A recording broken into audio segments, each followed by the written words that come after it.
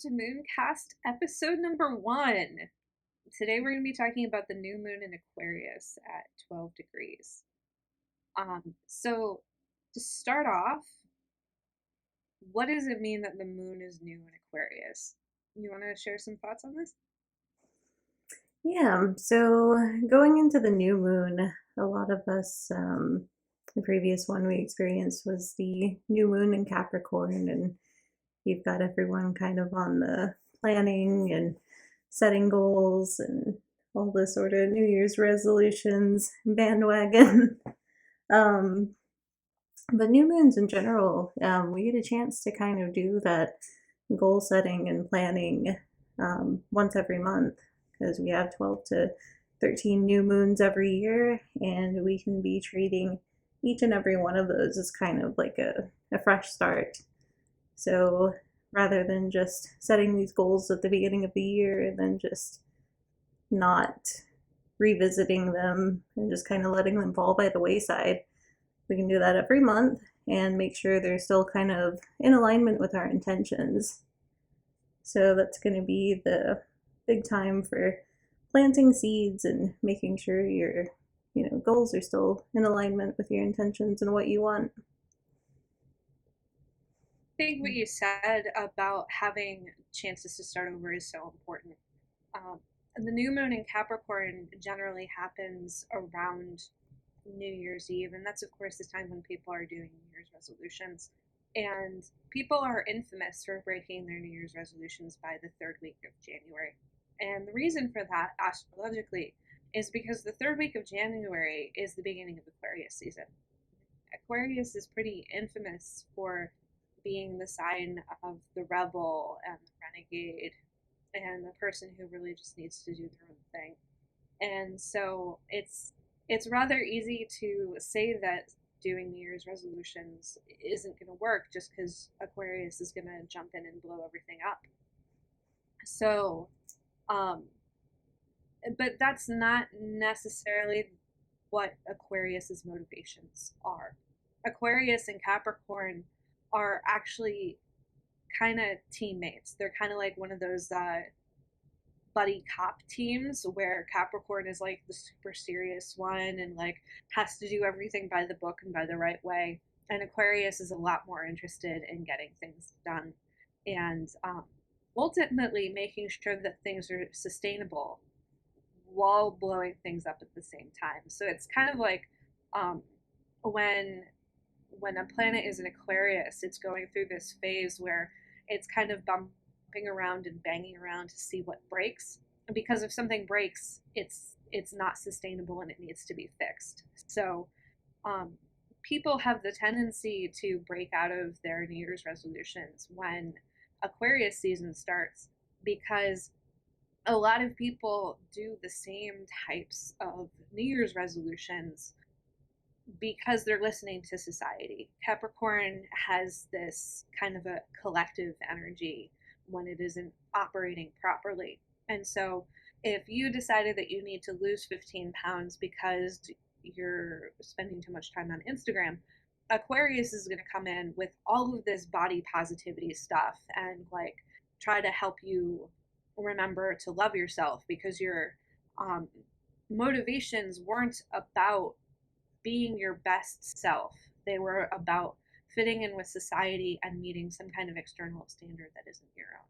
So, the new moon in Aquarius is actually an invitation to step back, reassess the goals that you set during Capricorn season, and make sure that they actually resonate with who you are as a person and what you are actually trying to accomplish instead of being a person who follows the rules. And I think that's why it's so important to really start with intention rather than goals, because if we're, kind of going with each new moon and setting those intentions and thinking about, well, what do we actually want, it makes it quite a bit easier to set goals that are really in alignment. Absolutely. Um, yeah, I don't really have anything to add to that because you've got it really. So Would you like to move on to the chart of the moment? Yeah, let me pull that up. Me too. Share it with the people who have decided to join us so that you can look at the chart too.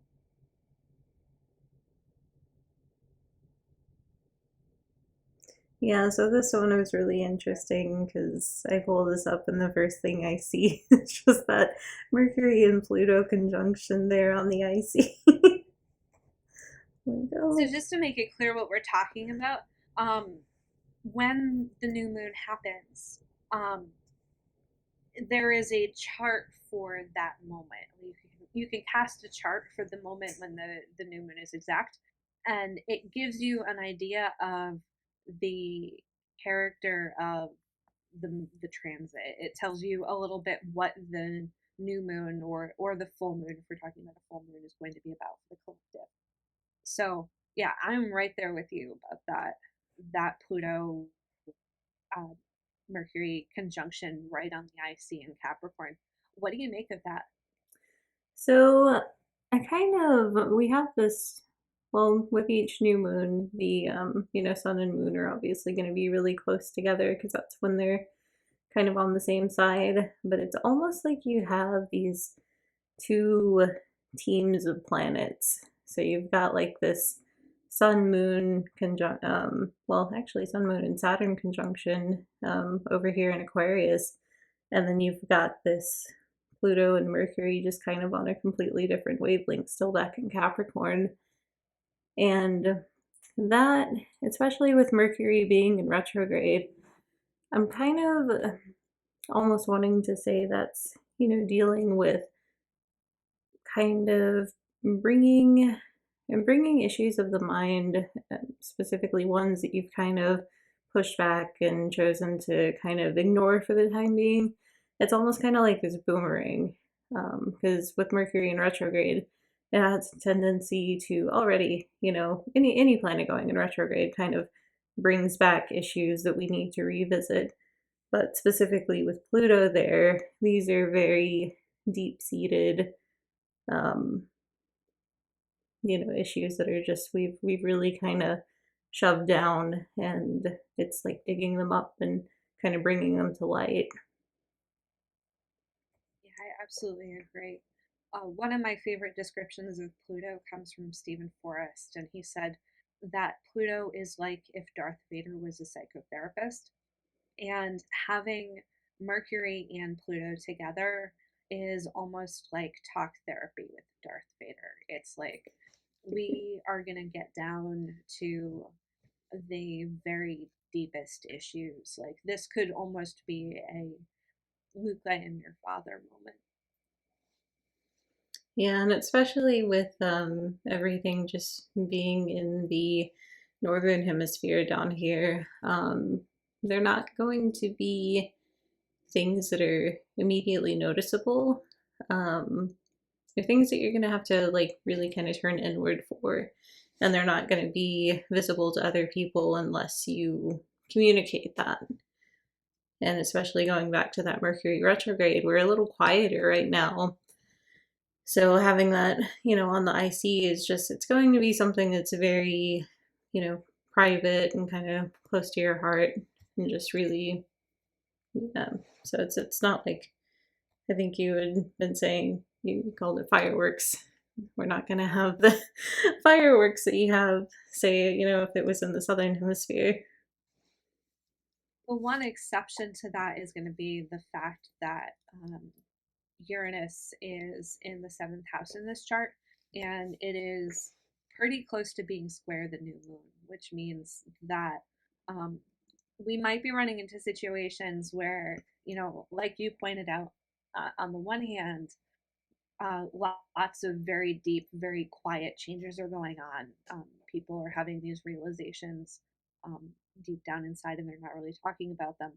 Or you might run into this situation where these realizations are triggering really big changes, and it is really difficult for people to understand what is precipitating the changes. So like there are all of these things going on in the depths, this psychological thinking, this inner talk therapy going on, and then all of a sudden in some other area of life, something explodes, and you're like, what happened?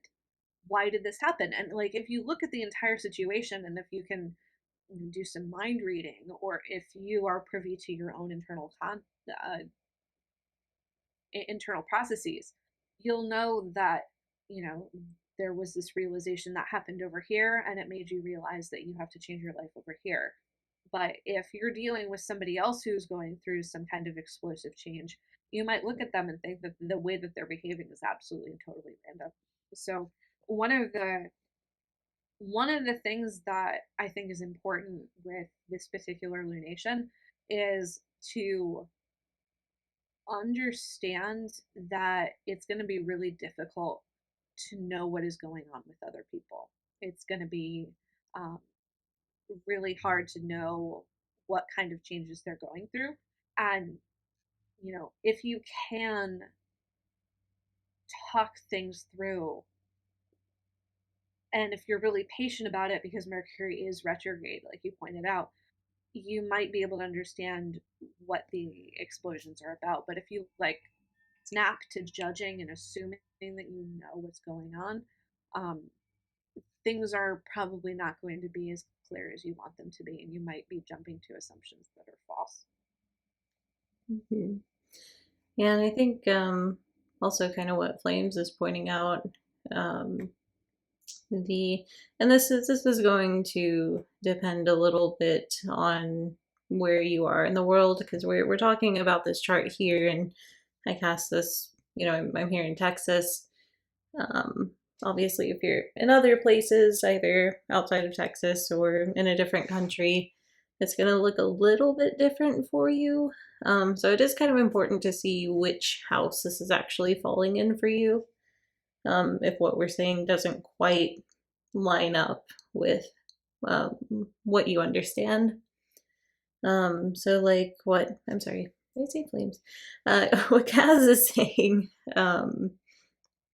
about Mars and Venus over here, kind of hanging out in the third house and kind of adding to that friction.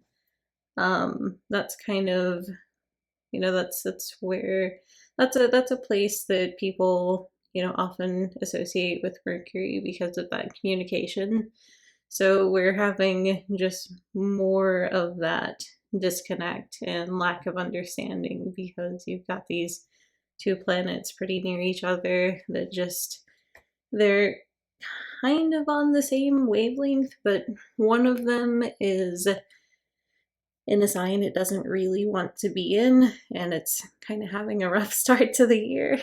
And the other one is, kind of in a more powerful position. So seeing these two together may also bring up some, friction when it comes to connection and relationships, and how you, not necessarily how you talk to people, but how you really connect with them. It's like you're saying one thing and that person might perceive another because that connection just isn't there as much. Absolutely. And with Mercury retrograde, that's going to be doubling down on all the confusion as well. A quick note for people who don't know how to figure out what these things are in your chart. If you want to know where the new moon is going to be, you want to look in your chart for the sign Aquarius. And if you know enough about astrology to figure out where degrees are, the exact degree of this new moon is going to be 12 degrees of Aquarius. But generally speaking, if you can find Aquarius and you can figure out what house Aquarius is in, you're probably going to be able to pinpoint what area of your life this lunation is going to be affecting. So, when we're talking about the sun and moon, that's going to be the focus of the lunation, and then if you add four more, if you look at 10 degrees of Taurus, you'll find where Uranus is. So the trigger is going to be in the house where Aquarius is, and the explosion is going to be in the house where Taurus is.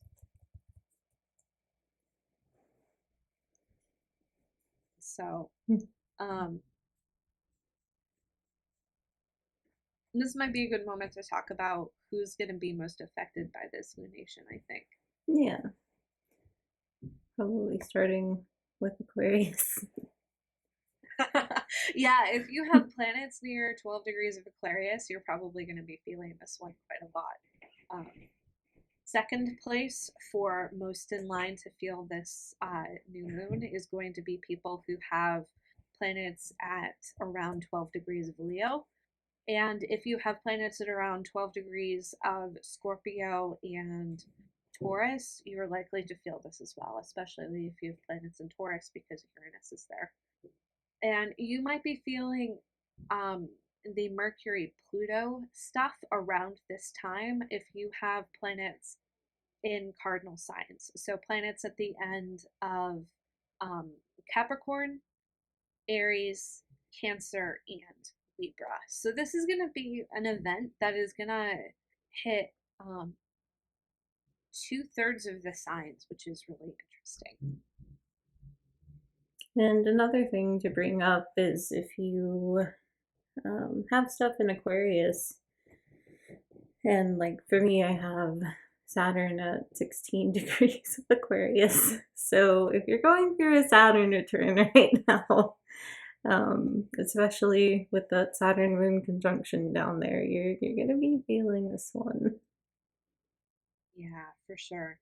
And of course, we don't want to be doomy about this. I personally like to have a lot of fun, um, kind of speculating about what's going to happen. I look at this chart and I see Uranus in the seventh house, and I'm like, is there going to be some kind of explosion thing with the open enemies? Like, I have Pluto in Scorpio, so I kind of have fun disasterizing. But there are ways to use this lunation in a way that is really productive. Um, one of them is to take advantage of that Aquarius energy to look at where in your life you need to declare your own independence. And the house that 12 degrees of Aquarius is in is a good place to look to get clues. And setting new moon intentions around spending the next 6 months finding ways to declare your own independence and find freedom is a great use of this lunation. This is also a really excellent time because of Mercury and the Pluto conjunction to have difficult talks that need to be said. Um, One of the sides of Pluto is empowerment. And if you're in a situation where you are consistently being disempowered, say, in a way that is making you want to declare your independence in an Aquarian way, this might be a good time to think about ways to get out, which is a Mercury thing, or have conversations about getting out. The conjunction between, a very loose conjunction between Venus and Mars in Capricorn will support that as well. So um, this is a time where it's really opportune to make some really big changes and to recognize ways where you are um, being oppressed, especially at a systemic level. What do you think? What do you have any ideas that I haven't covered for what people might use this lunation for? Well, yeah, and actually, just as a quick side, the lunations calendar that we've been kind of working on this past few months, especially for people that are, really into journaling. We do have a couple of questions for each moon in the calendar, but just a few of those that are very Aquarian is the one that kind of stands out to me here is how can you kind of make your contribution while staying true to yourself? So it's kind of you're still making your mark on the community, but you're not losing yourself in all of that. You're not trying to conform to what they want. You're kind of being the thing that they need, even if they're, a little resistant at first, um, which can be tricky. But also what limits you might face when trying to communicate those ideas, especially with Saturn in the picture and that Mercury in retrograde. That one's I think, a really relevant question for this one, because we have both the limits of being misunderstood, but also just the limits of not immediately resonating with the community. So those kind of really community-oriented questions. We've got some more of them in the calendar, but those are just good things to kind of reflect on if you have a journaling practice. Absolutely. Did you look at the chart of the moment when you composed that question, or was that I did not. coincidence? Oh Yeah. my goodness, you were really tuned in when you wrote that one, because that question is perfect. Yeah. Happy coincidence. I love it when that happens, though. Yeah. Actually, I think I was drawing cards for these, and I was writing questions based on the cards that came up. So, yeah. Oh my goodness, you are so organized. Okay, so I think that unless you have more to say about the chart of the moment, I think that we have kind of picked that one almost to death. What do you think? Yeah, I think that's a kind of a good summary of that one. You don't want to get too much into it because you start getting into charts and it's you're going down this rabbit hole of just over analyzing, what's gonna happen kind of thing. Oh, for sure. For sure. I'm kind of surprised that we didn't go into the lot of fortune conjunct the AC, but we'll leave some mystery for the reader. Yeah. Okay, so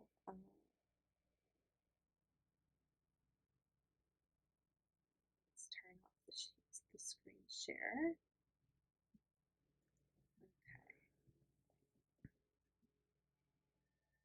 No, please don't stop streaming. Okay, awesome.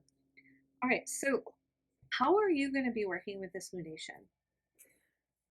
So for this one, I have been kind of stepping back and trying to do, just as someone who's always kind of going, and I'm like always planning and doing things and trying to get things in order. I'm trying to focus a little more on reflection. So that's a big part of where like all these journaling prompts came from is one, I kind of wanted to make those available to other people, but also I really felt, the need to kind of step back to my own journaling practice. Um, so I'll be using that time more for, a little bit for planning, but mostly for reflection. Because especially with everything that's happened over the past year, a lot of the goals that I did have really shifted for me. And so the things I kind of need to revisit, what I want and where I'm going and just figure out exactly what that is right now.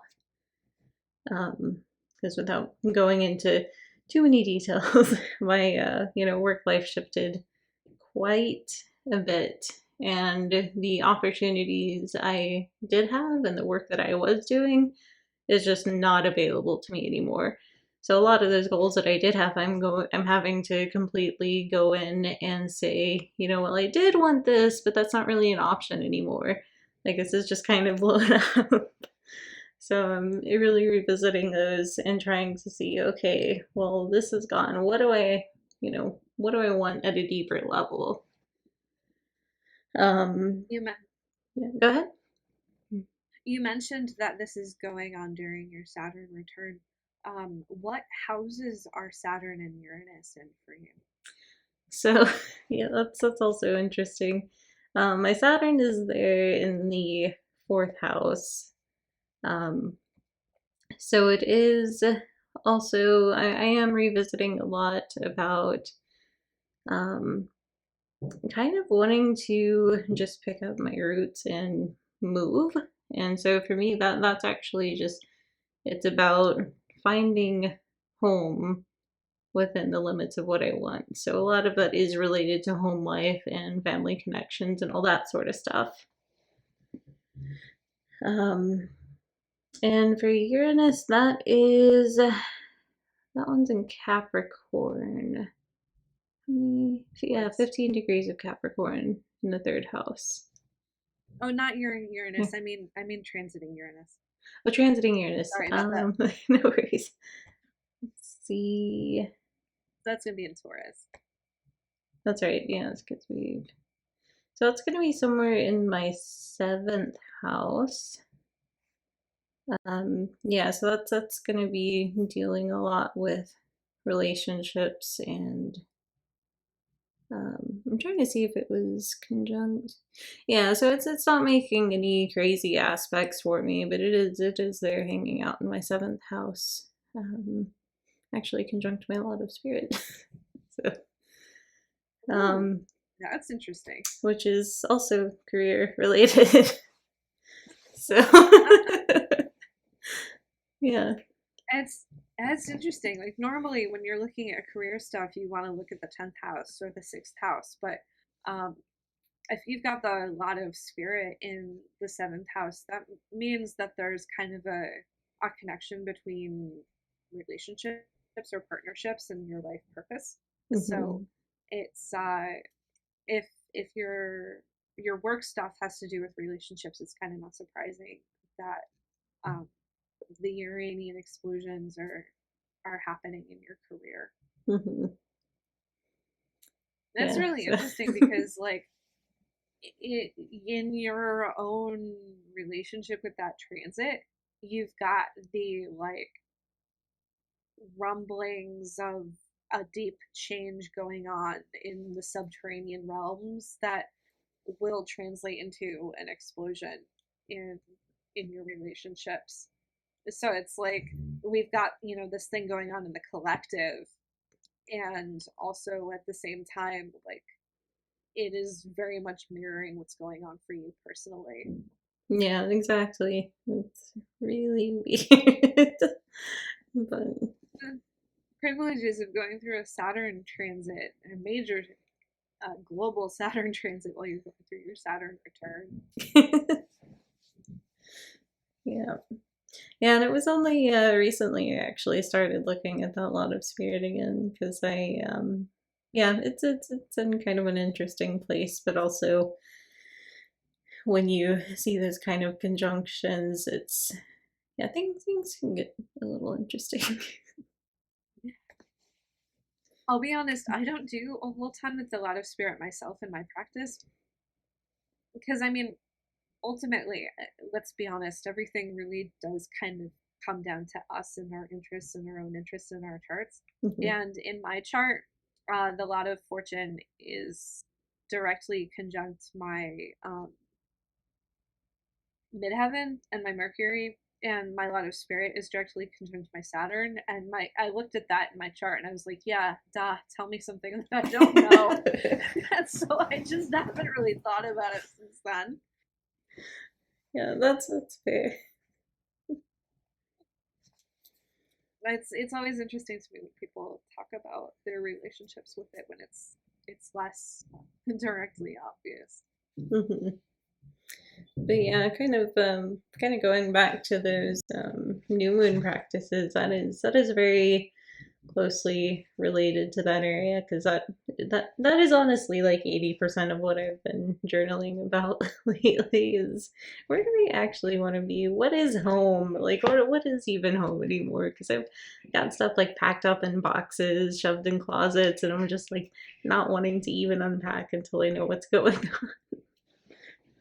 So I know exactly how you feel. I have Saturn in the 4th house too, and like I ended up living in a house for like 7 years, and it was by far the longest I have spent in one place as an adult. Like for most of my adulthood, I have moved every 6 months or so, and then I just kind of accidentally ended up staying 7 years in a house that I was planning to stay in for only a little while I figured out the area. And I was in the process of moving out of that house when I realized that there were just so many boxes I never even bothered to unpack because I was like, I'm just going to be moving in 5 minutes anyway. Yeah, yeah, that's about right.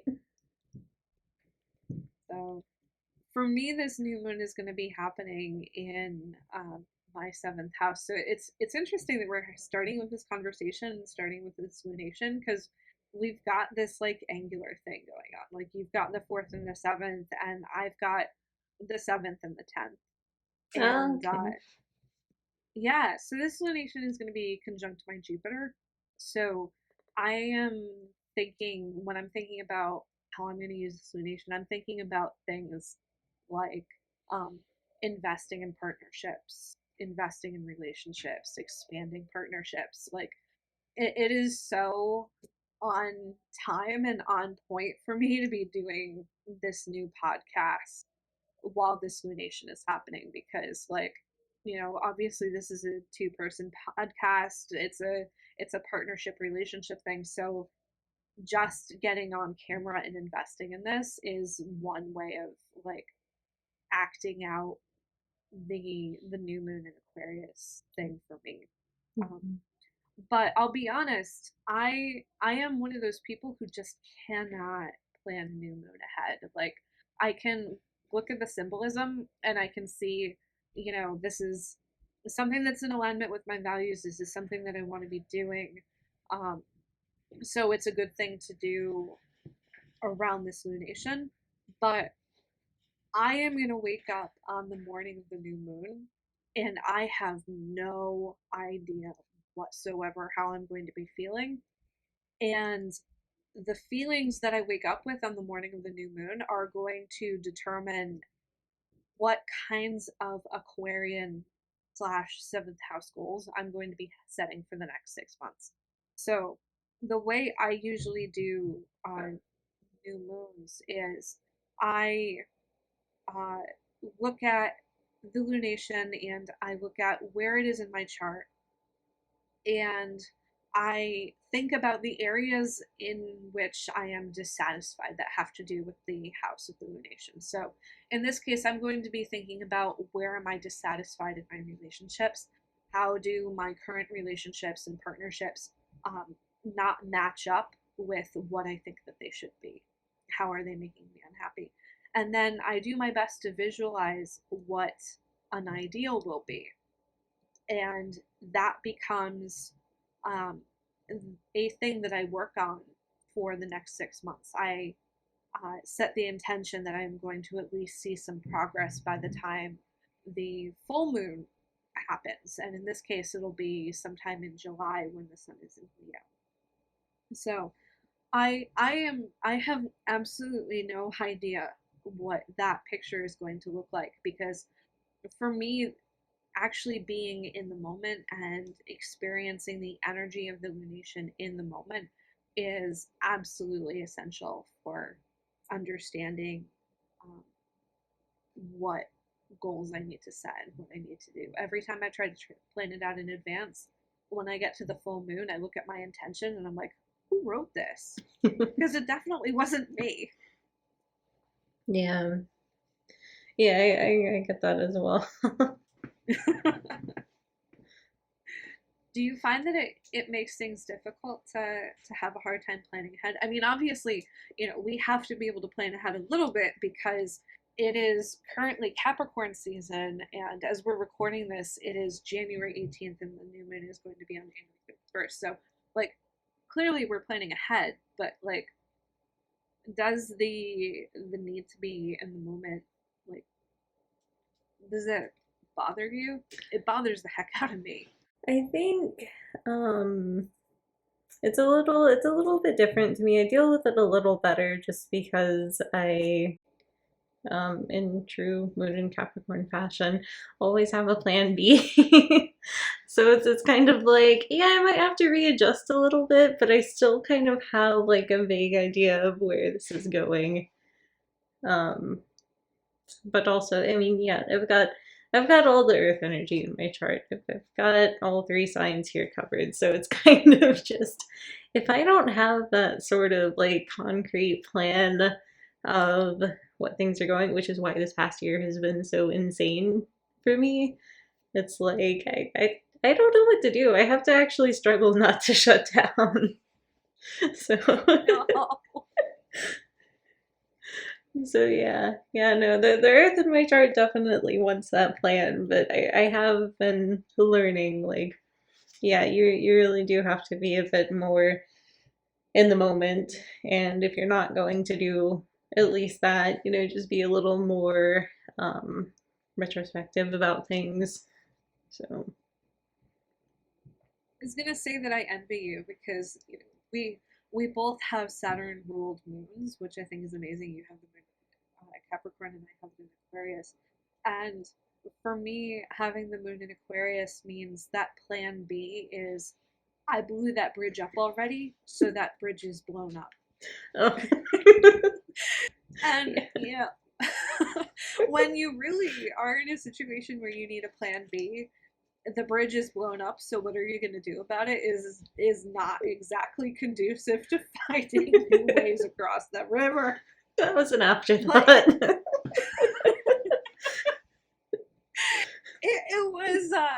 It was definitely helpful when things were blowing up during my Saturn return, though, because I was just so used to things blowing up anyway. I was just like, oh well, I guess I'm right on schedule.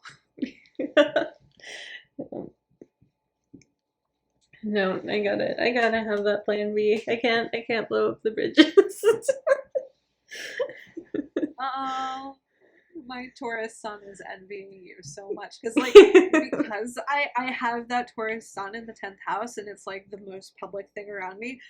I feel like I'm obligated to be a swan, just like kind of paddling along, like absolutely nothing is happening, everything is fine, I'm keeping to my schedule, you don't know anything that is going on, and meanwhile behind me I've got all of these explosions going off, and yeah,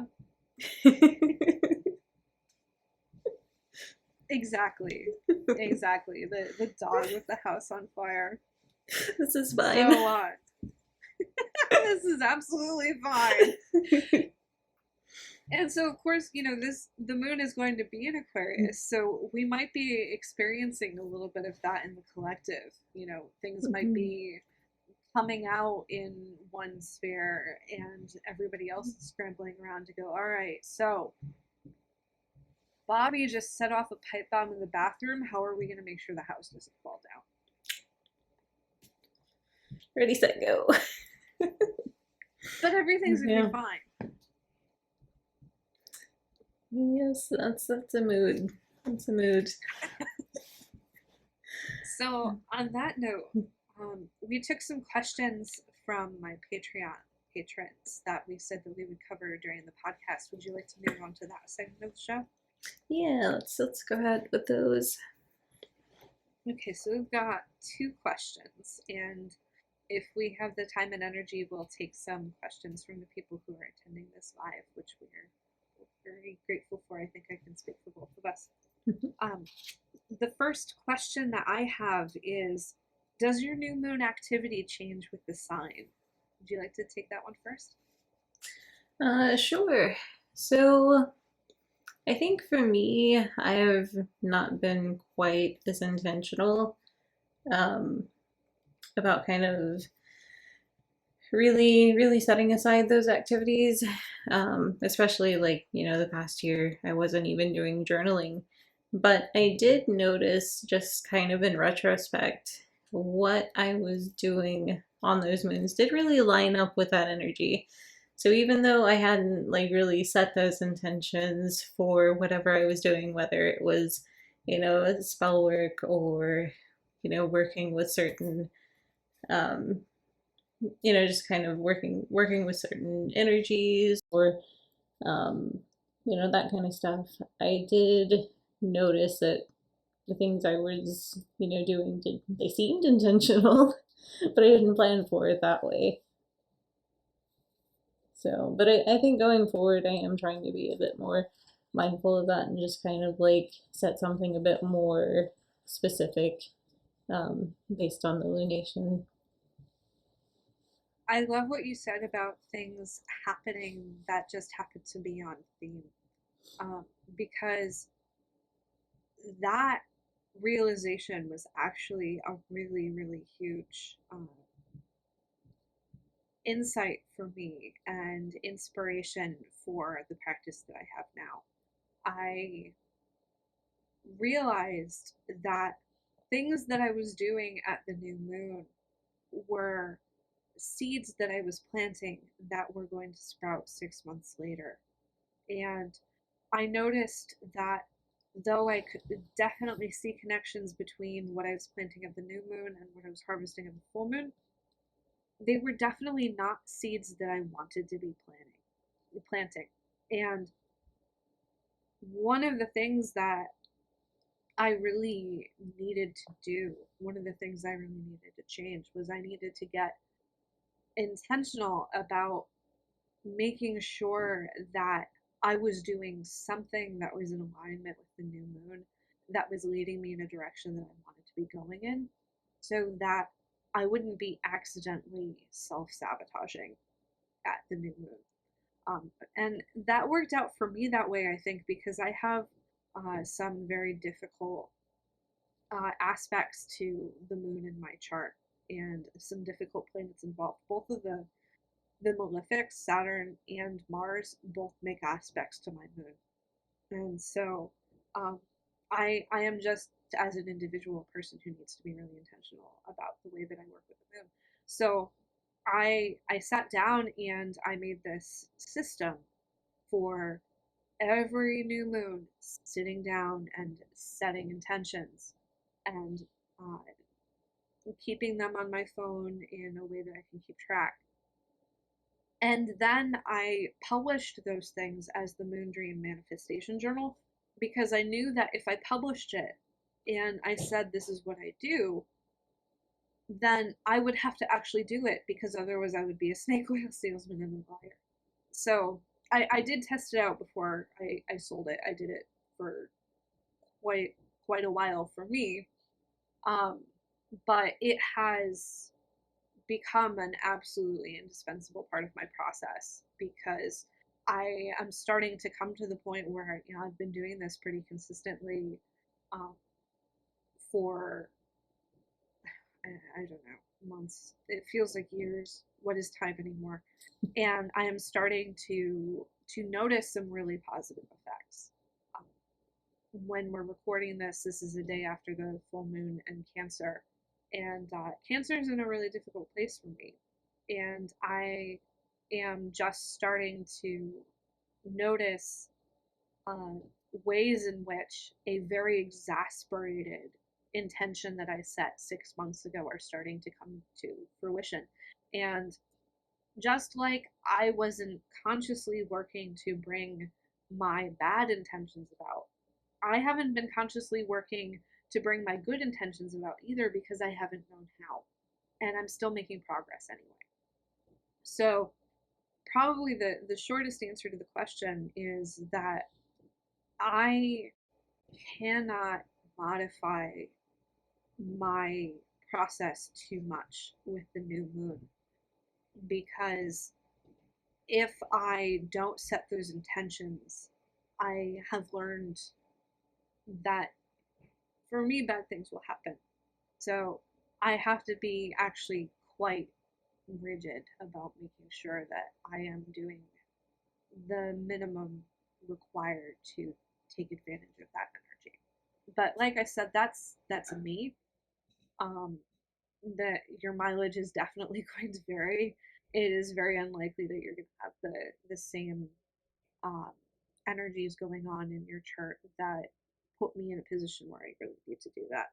Um, but it it works for me, and yeah. So, do you want to move on to the second question that we've got? Yeah. Oops. So the second question is, what do you do if you consistently struggle to plan?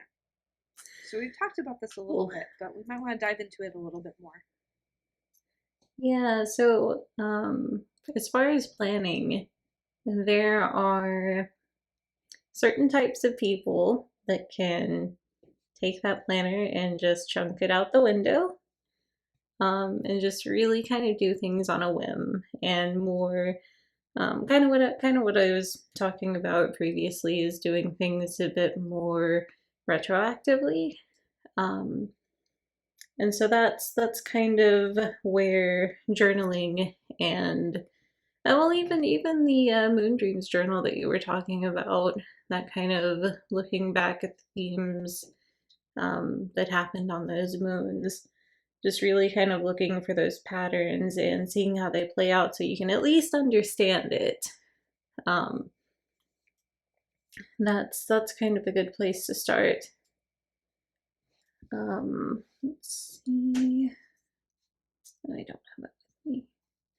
Um, but yeah, really just kind of looking at things retroactively so you're not feeling bad about, oh, you set these intentions, you set these goals, you did all this and you're not meeting them, and then you're beating yourself up about it later. That might be the point where you just kind of don't really plan for it, and that's okay. That's okay. Um, Yeah, yeah. starting with looking at how things were going retrospectively, um, looking at the new moon and looking to see what was manifesting 6 months ago or what seeds I planted a year ago, um, was a really important part of my process and really important for understanding that things were going to happen in at the moon's timing, whether I did them intentionally or not.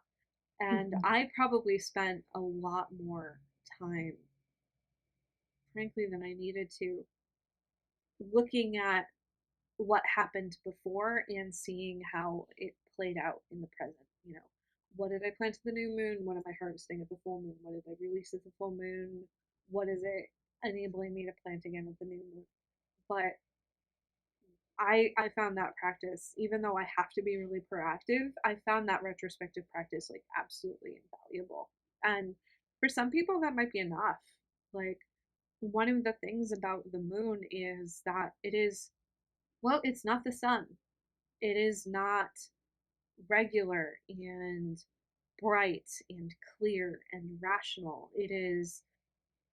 It rules the things that grow in darkness. It rules the seeds that are growing under the ground and they haven't sprouted up to the surface yet. And oftentimes it operates in ways that are invisible to the conscious mind.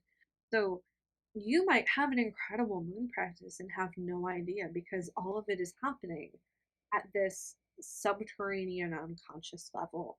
And you just don't have the the language or the perspective or the dreaming practice or the art practice to see how much uh, progress you're making.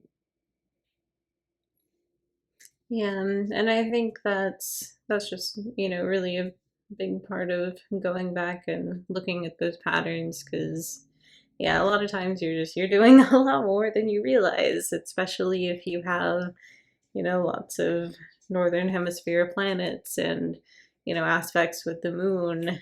That's good to look at, areas that are kind of being affected by all that because it'll tell you, which areas are going to be more subconscious for you. Um, Absolutely.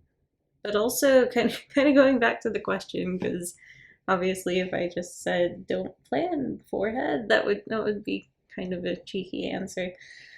But Even if if it you're is the right one. yeah, it could be the right one.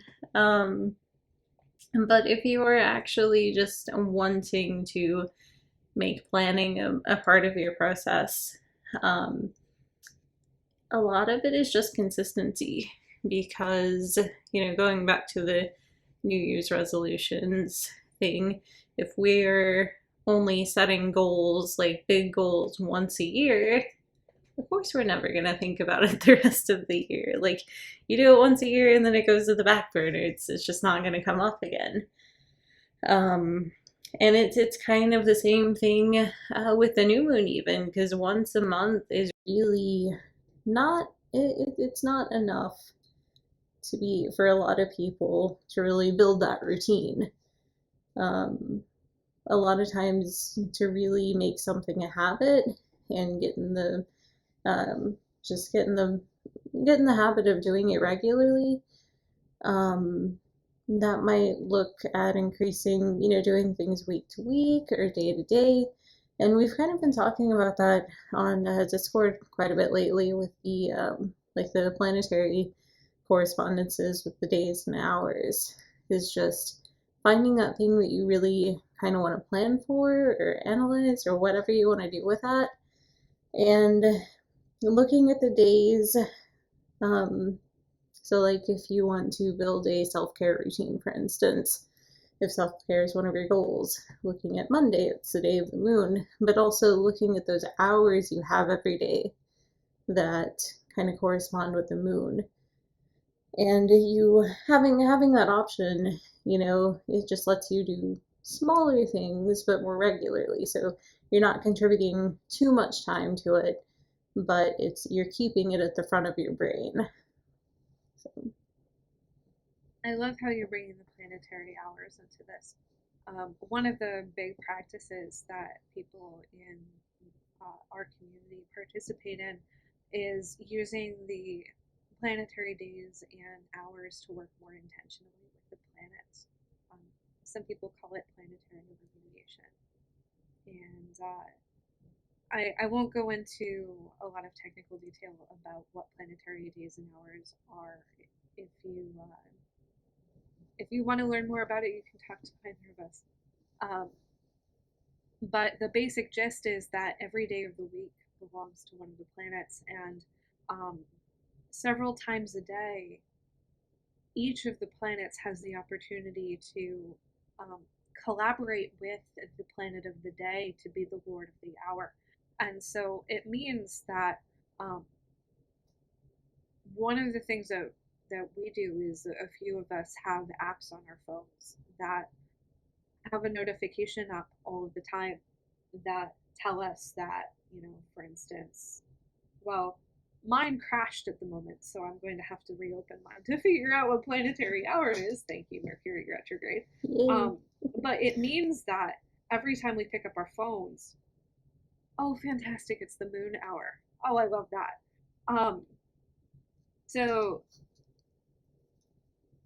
whenever I pick up my phone, I see what planetary hour it is, and it's like, even if I don't actually do anything, in my mind, I'm touching that intention. I'm touching that relationship, and I'm remembering the things that I want for that relationship with the planet. And so, with the case of the moon, it reminds me, I'm gearing up for this lunation, or I just had this lunation and I did this, or um, it's just that daily, even hourly process of remembering to live mindfully and intentionally, and um, invest in my goals even just a little bit, even just that brief touch, and then it's gone. Yeah, and the more you have, just is it doesn't have to be much, like Ada said, just the reminder on your phone if you're in the habit of checking your phone, or if you don't like being tied to your phone, like if you have a planner or something you like to use, like write it out in your planner.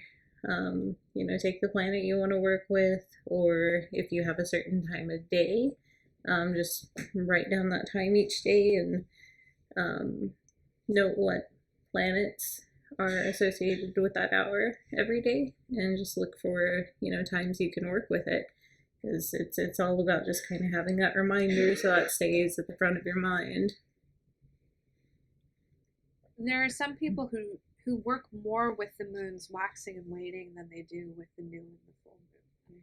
Mm-hmm. One of the reasons for that is that the moon is always either waxing or waning. So there's always this growing, investing energy, and there's always this releasing energy going on. Well, one or the other.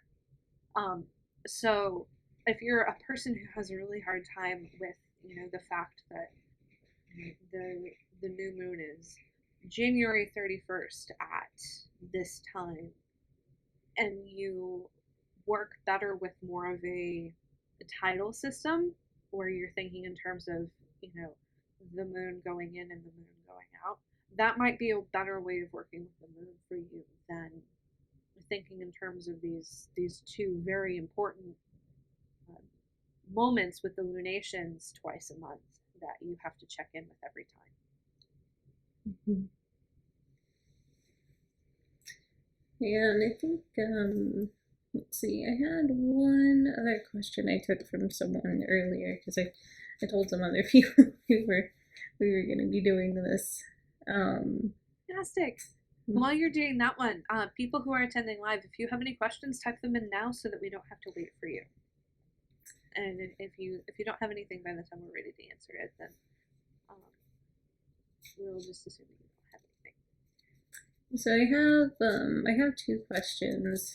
I have one asking what my journal practice really is. Like, what do I write about? So I've got two things that I'm kind of doing. The bulk of it is going to be tied to that lunations calendar that we've been working on, kind of working with those questions and themes, and I do like a tarot reading with that, and I document that reading. But also I kind of I use that day to also do a little bit of work with my clients. And I'll use it for writing affirmations. Because at the new moon, you have all these new themes that come up, and some of those cycles are a struggle for people to work with. So I've kind of gotten in the habit of when I'm kind of setting my own intentions, I'm also writing affirmations for the people that I read for and kind of sending those out via email. So if you like writing affirmations or you need to get in that habit, writing affirmations that's a really good new moon activity, I think. I have a good time with that one. And that's working. Oh, go ahead. Sorry, I was just gonna add that I love working with affirmations at the new moon as well. I try to have like the minimum thing that I have to do to qualify to check things off of my list. And my minimum is to write an affirmation that I want to be true in 6 months on the new moon. Yeah, I like that one. Yeah, and I've been kind of considering doing that more with the the moon dreams journal because that feels like such a perfect fit with that. And actually, if you're not sure how to write affirmations, that moon dreams journal that we have in the bundle kind of almost walks you through that process. It doesn't like directly tell you step by step how to write an affirmation, but it's the same process. It's that same walking through, what you want to happen, and looking at those past patterns to see how they manifest. Like that's exactly what writing affirmations is about. Absolutely. Moon dreams represents what I'm doing when I'm at my best in my journaling practice. And I've gotten to the point, at this point, I've been doing it so long that I can just kind of go through the process really fast in my head and jot things down. But um, moon dreams was absolutely essential for me when I was getting started because um, it it was very much like doing scales for a pianist. It was walking me through this process that was very unnatural for me of looking honestly and directly at what was going on in my life and thinking very concretely about where I wanted it to be, and then summarizing the process of moving from point A to point B in a very succinct sentence that I could carry with me in a app with a very short character count.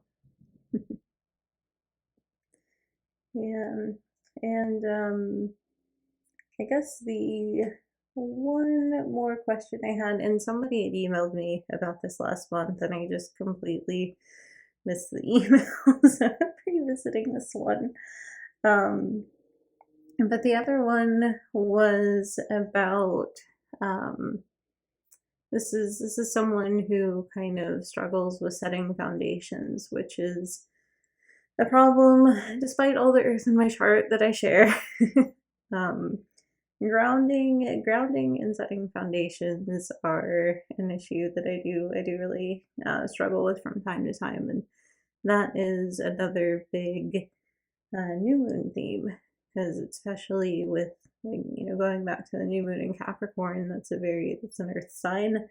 You've got this, moon that feels very dark and earthy, and it's the perfect perfect time to kind of revisit your grounding practices, because you've got that energy everywhere. But if you're really struggling with it, that's when you have to just go outside. Go outside, literally just walk around in the dirt, because it's nothing quite gets you in that space as much as just being out, away from the electronics, away from the distractions. Leave your phone behind, or at least turn it off. But just kind of getting back out into nature, because that's something we haven't been doing a lot lately. We've all been staying indoors and tied to our computers, and so more of that. So new moons are also a good time to really start up that grounding practice. I love that you're bringing in that Capricorn sun perspective. Um, we both have earthy suns, and so my Taurus sun is like, yes, absolutely grounding. Capricorn moon. Unfortunately, my sun is not that grounded. Oh, right. Yeah, no, that's right. You have a watery sun and an earthy moon. I always get those reversed because they're in mutual reception. But yeah, my Taurus sun is like, yes, absolutely. And if I had anything to add, it would just be that, if taking a disciplined approach and, like, make sure that you leave your phone home and make sure that you're closing the computer, and, like, all of that good inner adulting stuff is hard for you, start with something that is pleasurable first. um, so, instead of focusing on what you shouldn't be doing, what would feel good to you right now? Would taking a bath feel good to you right now? Would, if you are of legal age to do this, having a glass of wine feel good to you right now? Focus on physical things that feel good and pull yourself forward in the direction that you want to be going in, using desire. And once you have that desire down, if you're not naturally a person who is very disciplined, um, it then becomes easier to be disciplined because you're doing something that you want to be doing anyway. You're doing something that feels good anyway. So don't be afraid to bribe yourself with treats if that's what you need to do to get yourself to do the things that you need to do. Yeah. And actually, the comment about the wine kind of reminded me of this. But like we had our full moon circle last night, and one of the reminders that we often get, because grounding did come up again in conversation last night with that group, but a part of the, you do these rituals, and there's almost kind of like an intercession or a break towards the end, before you break the circle, where you share either bread or cake with wine or juice, depending on your circle. Um, and that is a very big grounding process that a lot of people overlook, is having that food and nourishment. And, this is another Taurus theme. We know about the Taurus and the food. Yes. but not even just eating it, but also the, process of preparation and cooking and all of that goes into it, can be very grounding. So that is another thing that I think a lot of people don't think about. So if you're one of those people like me that has a tendency to get caught up in work and you just kind of forget to eat or have a shake or something like that, there is no grounding in that. So it's you gotta be a little bit more mindful about that if you want it to be a grounding practice. But yeah, just even being more mindful about stuff like that, because that's, yeah, you do it a couple of times a day, so you kind of forget about it, but being kind of in that moment and thinking more about it is very grounding. And definitely a person who has to keep a bowl of almonds on my desk at various points in my practice. So I think that we have run through our to-do list, Earth signs. Do you have anything that you'd like to add before we wrap things up? No, I think that's everything for me. That Fantastic. puts us just a little over an hour. Yeah, look at us being all timely and only just slightly late. All right, thank you so much for doing this with me and for everybody who is listening. I hope that you have a fantastic Aquarius. Thank you so much.